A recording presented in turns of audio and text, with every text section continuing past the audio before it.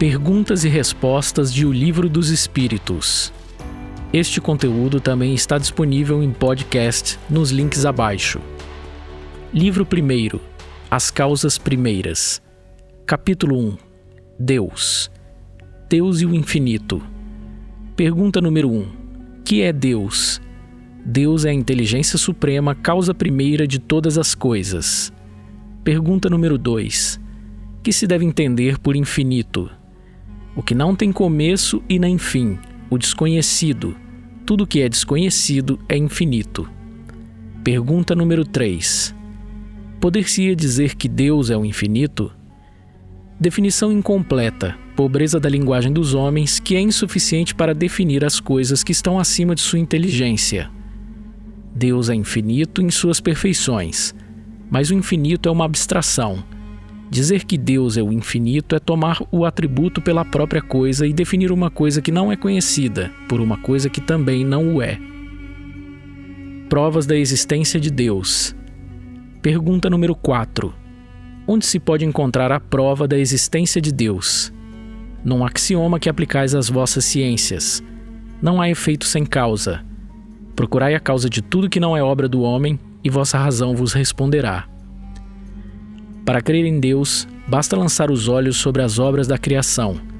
O universo existe. Ele tem, pois, uma causa. Duvidar da existência de Deus seria negar que todo efeito tem uma causa e adiantar que o nada pôde fazer alguma coisa. Pergunta número 5. Que consequência se pode tirar do sentimento intuitivo que todos os homens carregam em si mesmos da existência de Deus? Que Deus existe. Porque de onde lhe viria esse sentimento se ele não repousasse sobre nada? E ainda uma consequência do princípio de que não há efeito sem causa. Pergunta número 6.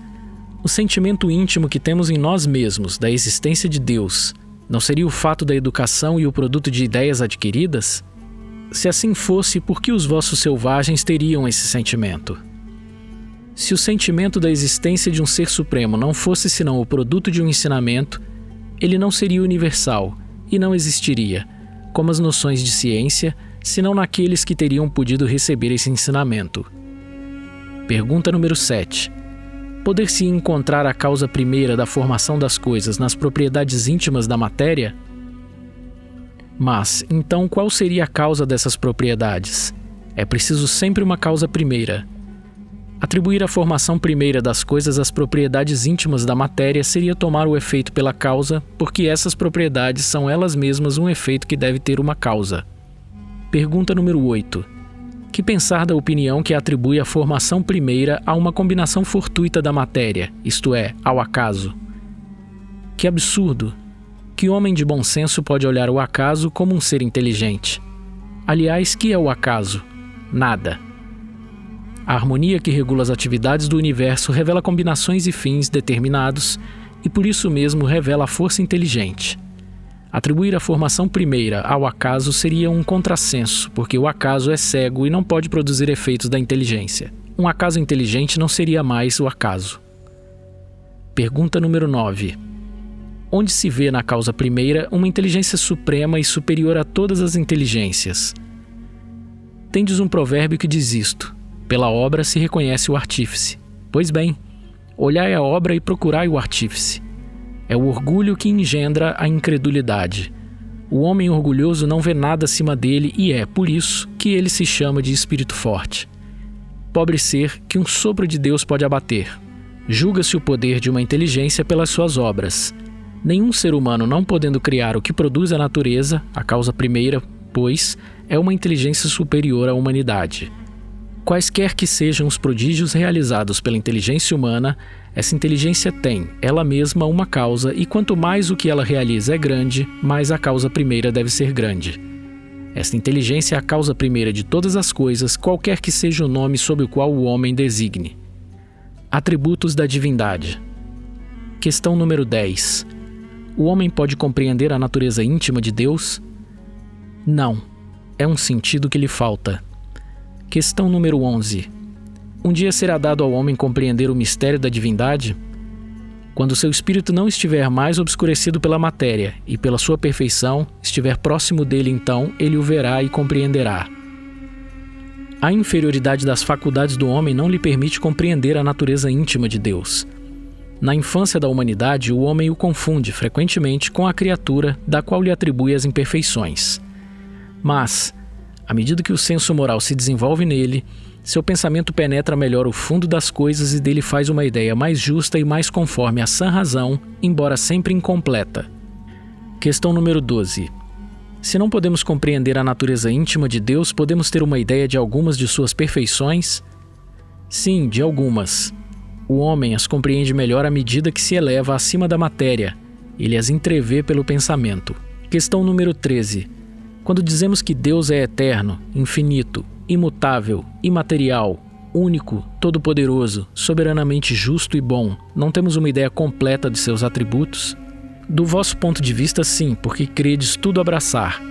Mas sabeis bem que há coisas acima da inteligência do homem mais inteligente e para as quais vossa linguagem, limitada às vossas ideias e às vossas sensações, não tem expressão adequada. A razão vos diz, com efeito, que Deus deve ter essas perfeições no supremo grau, porque se o tivesse uma só de menos ou não fosse de um grau infinito, ele não seria superior a tudo e, por conseguinte, não seria Deus. Por estar acima de todas as coisas, Deus não deve suportar nenhuma vicissitude e não ter nenhuma das imperfeições que a imaginação pode conceber. Deus é eterno. Se ele tivesse tido um começo, teria saído do nada ou teria sido criado, ele mesmo, por um ser anterior. E é assim que, de degrau em degrau, remontamos ao infinito e à eternidade.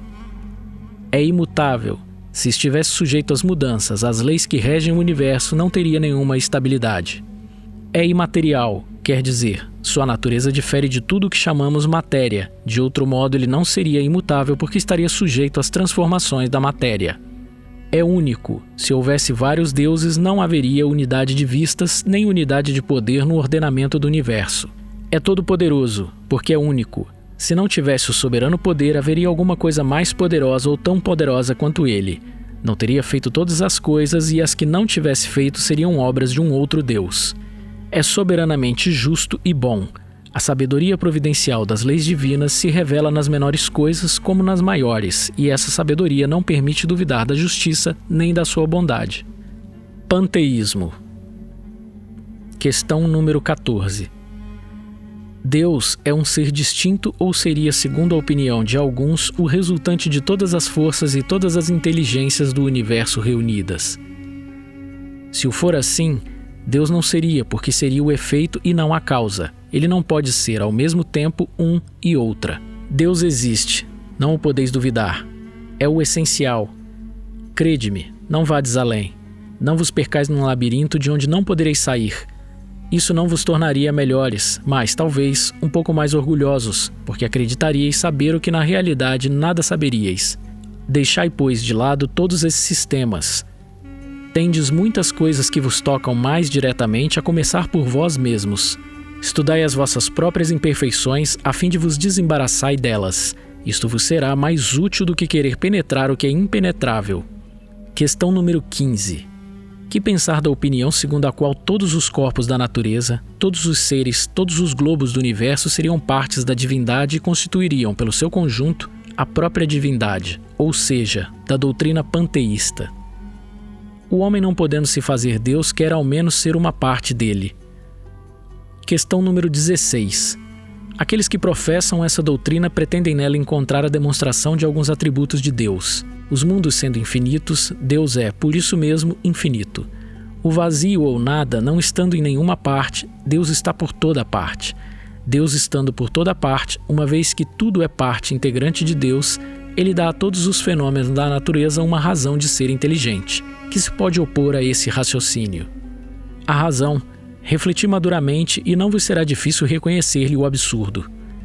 Esta doutrina faz de Deus um ser material que, embora dotado de uma inteligência suprema, seria em grande o que somos em pequeno.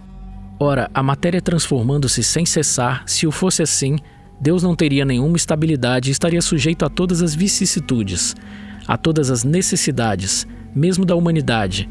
Faltar-lhe-ia um dos atributos essenciais da divindade, a imutabilidade. As propriedades da matéria não podem se aliar à ideia de Deus sem o rebaixar em nosso pensamento, e todas as sutilezas do sofisma não os chegariam para resolver o problema de sua natureza íntima. Não sabemos tudo o que ele é.